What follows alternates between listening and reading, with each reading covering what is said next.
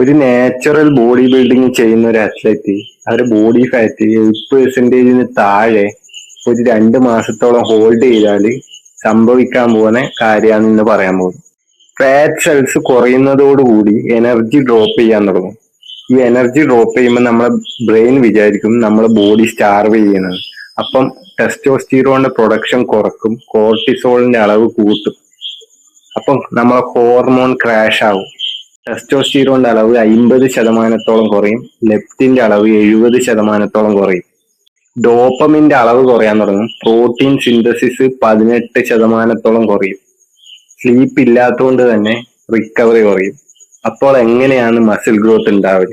നമ്മളെ നാട്ടില് 15ഉം 14ഉം 19ഉം വയസ്സിലെ പിള്ളേർ നാറ്റി ആണ് എന്ന് പറഞ്ഞുകൊണ്ട് 3-4% ബോഡി ഫാറ്റിൽ സ്റ്റേജിൽ കയറി പ്രൈസ് അടിക്കുന്നുണ്ട്.